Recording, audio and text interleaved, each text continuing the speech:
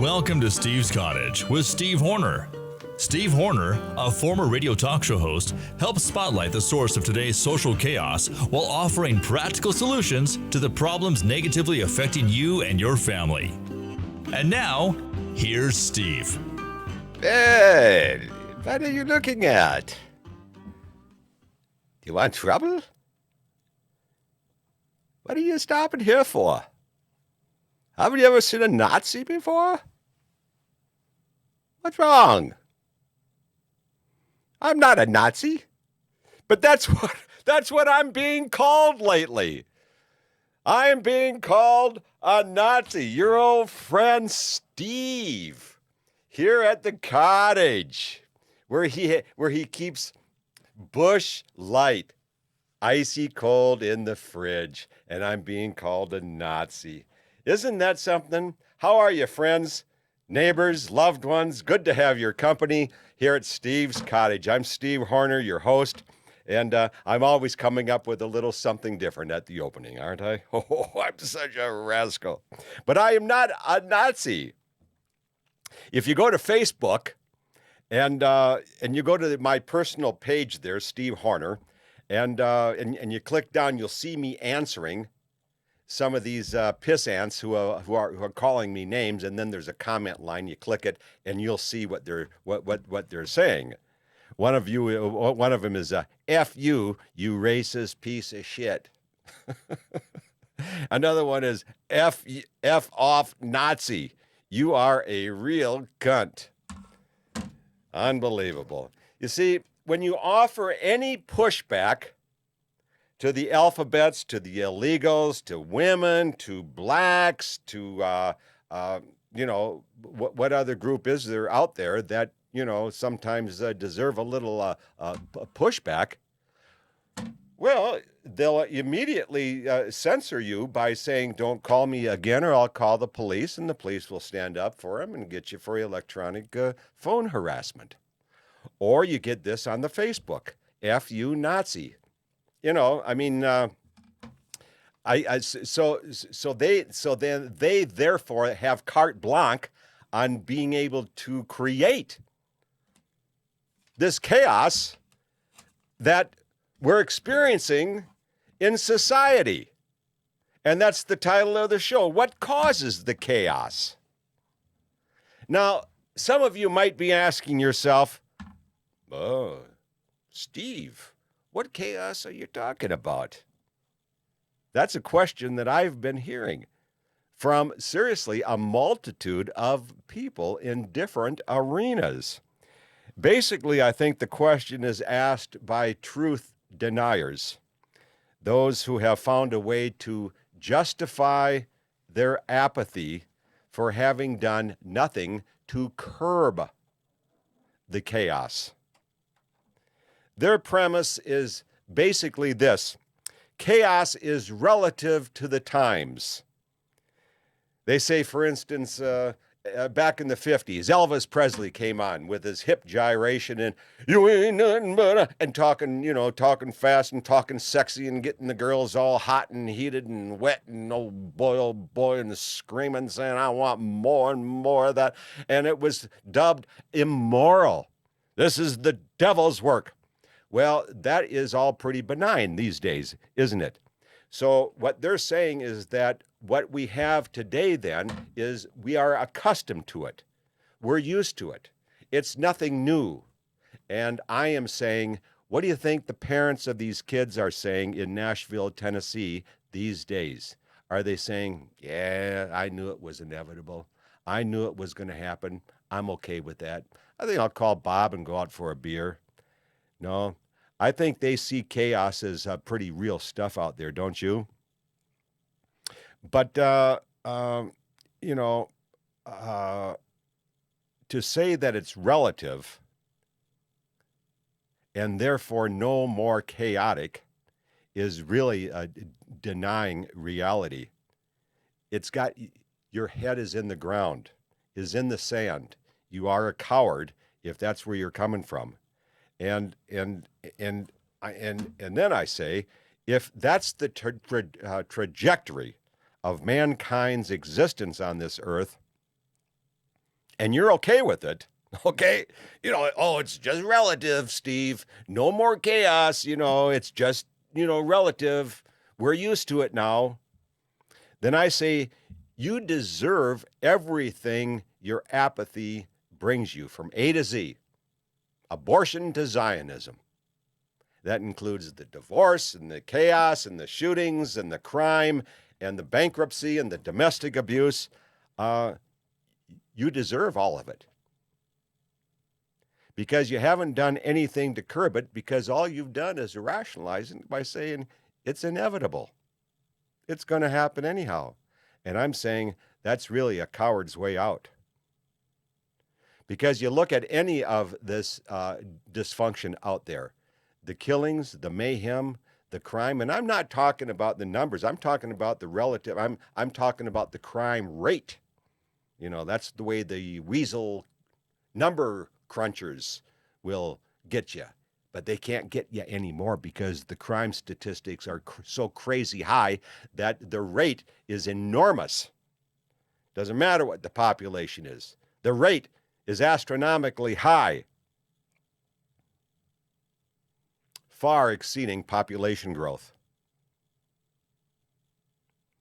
And then besides, and if you're going to continue to harp on that population deal, well, look at the big families who are raised in the spirit and the shadow of God. They have their spiritual life. They have the nuclear family, the mom and dad at home. There's not as much chaos going on in those families, is there?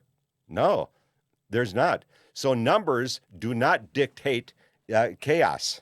And as I've told you before, being from Minneapolis, that city used to be 500,000 people. But then with the exodus to the suburbs, like every other big city, it's now about 485,000. But they have regularly 100 murders a year. So guess how many murders they had in 1960 and 61, respectively, when this population was a million, 500,000. I'm sorry, was a million. No, wait, I've got that wrong. Used to be 500,000, now it's like 285,000. That's what it is. It's 250,000 versus a half. So back then it was 500,000. Now it's 250,000. Guess with 250,000 now with 100 murders a year. Back in 60 and 61, when it was 500,000, how many murders do you think they had? They had 1 and 2 respectively. Times were kinder. People were smarter. We had better people on city councils. We had better people on the police force. We had parenting. I didn't know anybody whose parents were divorced, except one, my good friend Jim Zachman. His mother skipped off to California sometime. And I had a whole bunch of friends. A lot of sports teams, a lot of intermingling, a lot of girlfriends, a lot of buddies. One guy. So that was the difference, you see. You had good teachers at school. You had good coaches on the sports teams. Your parents made sure you were responsible with a job. So, these days we've got, everybody's coddled. The alphabet people, like this transgender who shot up these kids and these adults in Nashville. The fools are still calling him by his designated transgender alphabet screwed up name, pronoun, referring to it. I say it's an it because it's just a little frickin' pissant. But he was born with, what hanging between his legs, right? He was born a male, and they still refer to him with the pronoun of she. How pathetically twisted to accommodate that little twerp and his memory in any way, fashion, or form. What a scumbag to go and shoot up all these little kids and the teachers and those in the Uvalde and those who have been doing this ever since Columbine. What a bunch of, but when they say, we still haven't found the motive. Well, I'll tell you what the motive is. The motive is that these people are pissed off. Now, this little twerp, in Nashville,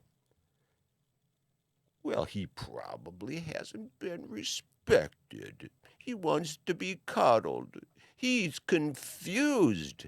And so maybe there's some people that don't agree with his transition, and so he's going to take them out.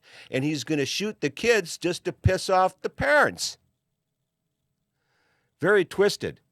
Do you think a person going to church regularly in a nuclear family would do this? No. Never happened before. So that's the cause of the chaos. That's what we're talking about on this show. That's what I talk about in my books at stevehornerbooks.com. Take a look at that pink one. It's called Cunt.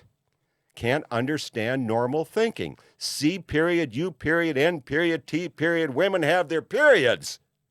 But men, got it. Pound that table. We have our exclamation points. So men, cowboy up. Talk serious about these serious issues. Don't cower away because it means a paycheck for you. You want that chaos to come into your family and blow away your kids? It's just a teardrop away. This chaos is crazy. Has nothing to do with guns. It's all bad behavior. Blaming it on guns is like blaming Budweiser beer for drunk driving. My God. Sit back and accept the responsibility. Like I tell some of these black people with my pushback. Buy some mirrors. Put some mirrors around your home. Then you'll see the fault of today's culture bust in your black communities.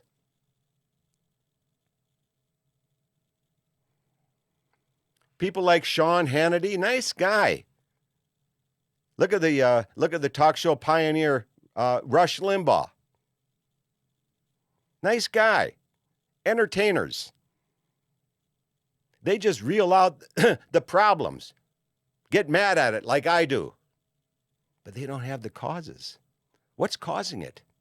It's like some person saying, God, I don't know. I just keep bleeding from the wrist. I don't know why. Slash. Well, you're cutting yourself. That's why, you fool. You know?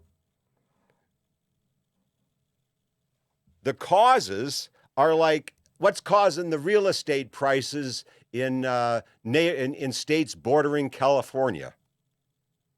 What's causing it? Everybody goes, I don't know. Geez, it just, the prices just keep going up. I think it's those damn Californians. Well, what are they doing? What's the cause? Let's articulate the cause. They're coming in from beachfront homes and other mountaintops and exclusive, beautiful countryside, but they've had it with the crime and the taxes. So they sell their home and they get a couple $1 million and they bring it to a place like Nevada or Utah. They could buy anything they want. They can really step up the bidding process too. So if you're up against them, and you're a local, you don't have a chance. They've got the bucks because they're coming from a different real estate market. That's the cause. And of course, as I've heard from many before, they escape the crime and the taxes to get away from all that nonsense, to come to Utah or even parts of Nevada or Idaho, Washington State. And they bring their politics with them. So they get right on the city councils and they create the same nonsense that forced them to leave California in the first place. Sicko. They want to create more chaos, but they don't know what they're doing. And I'll tell you another cause of this, of the real estate. Let's look at causes. Geez, I'm bleeding from the wrist. Well, stop cutting yourself. Okay, that's the cause. Real estate prices going up. Well, you got the bidding wars from the people, deep-pocketed people from California. What's causing a lot of the chaos with the real estate? You got two income households. Okay, so instead of mom staying home with the kids, making sure the kid doesn't grow up to be a shooter and all pissed off at everything, and goes to church, and dad's there to make damn sure that kid goes to church. Okay, that's then now one of them goes off to work. So instead of being able to afford, $1,000 or $1,500 a month mortgage, now you can afford $3,000. So that jacks up the price. So that's part of the cause. So I'm talking about so the title of the show is What Causes the Chaos? What causes the chaos? I think it's a lot of women in social services industry that enable these people. It creates a single parenting environment. And just for the reasons I've just shared with you right now, the kids don't fare well with a lot of that. And there are women that are going to be listening to me right now and say, see, he really does hate women. No, nothing could be further from the truth. And I'm not a Nazi. I'm a lover. I'm a peacemonger.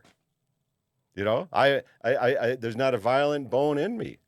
I want harmony in this society. I don't want barbarianism. I don't want chaos. I want peace and love. That's what I grew up with. It's possible. But when you've got all of these can't understand normal thinking type of mentalities into social services and enticing illegals at the border with gringo money, in social services and all that jazz, and you've got people enticing people to fall prey to the slightest whim of transgender and or homosexuality, and then they feel like shooting up the school when they don't get the respect that they've been told by these cunts that they deserve. That's all the cause. That's the cause we're talking about here on this show. And it's going to continue too, because when you give these people the pushback, like I'm known for, then you get called Nazi. Now, if I was still in my work days, and most of those work days in my adult years, I had the Steve Horner Corporation, so I was self-employed, but I still had to answer to my customers. So what if my customers, of which I had 95% retainment percentage, so they stayed, once I got them on board, they liked my performance and they stayed with me. But if they went to my Facebook and say, you effing Nazi, you racist pig, gee, I don't know, it might not look good. Look what happened to Scott Adams with his Dilbert. He called the blacks racists, which I think that table really needs to be turned around. I think the blacks really seriously need to buy some mirrors for their homes. And I'm going to talk more about that national coalition of 100 black women who called the police on me and lied and said I'd been calling them for weeks, day after day after day, several times a day, whereas I only wrote one email and then she called me. She didn't like what I said. But I did piss her off. She was talking and I said, now wait a minute. You told me you're going to have to ask somebody. The word is spelled A-S-K, not axe. Ask. Can you say that? Well, she fell in line. She fell for it. She goes, okay, ask. But boy, she was pissed. So that's a little pushback that I like to do, you see? And I think more of you should do it. So I don't know. I think certainly women and their inherent sentimentalism, finding their independence beginning in the 70s with well-paying jobs and, putting their voices front and center, which created today's entitlement mentality with the, oh, you poor you mentality. You need favors. You want to be a transgender? Okay, you can. Okay. You want to sneak into the country so you take gringos' money? Sure, you can, because we don't want you to be, in Manana land drinking cerveza by yourself. No, we want you to come here. And so then we have a $3 trillion cunt-run social services industry in America. What's wrong with that? Everything. That's the cause. Okay?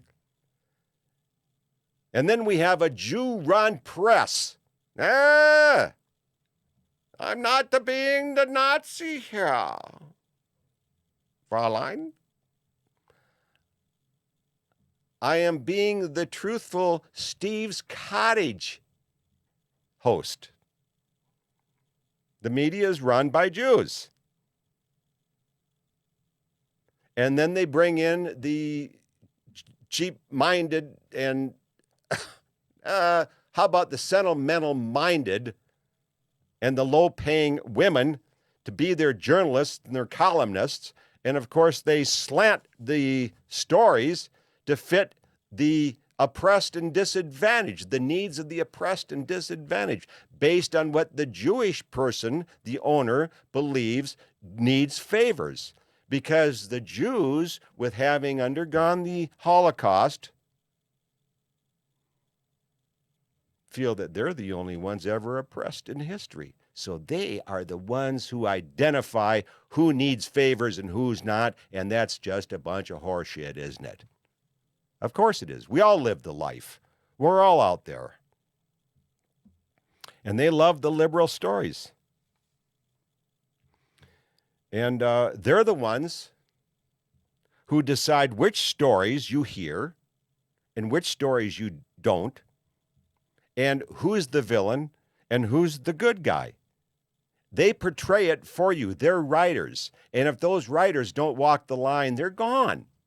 No, they're not all Jews, but the person on top is, and if you don't walk the line, you're gone.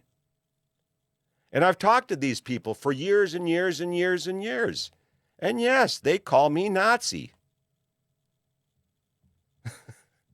Among other things, racist, woman hater, misogynist, the whole thing. See, because they can't stand the pushback.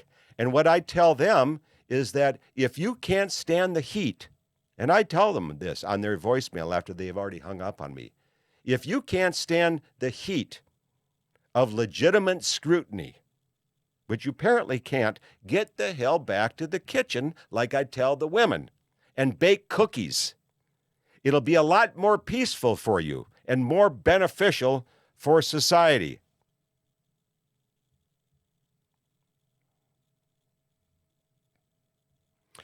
So I don't know. It's a provocative conversation, I know, but it has to be done. And because I'm a sincere advocate of getting to the root problem and causes, instead of just talking about we need to stop, we need to make guns illegal. We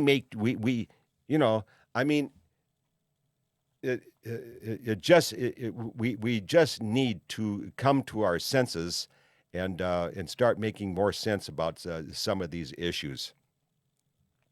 I'm trying to read my notes here, and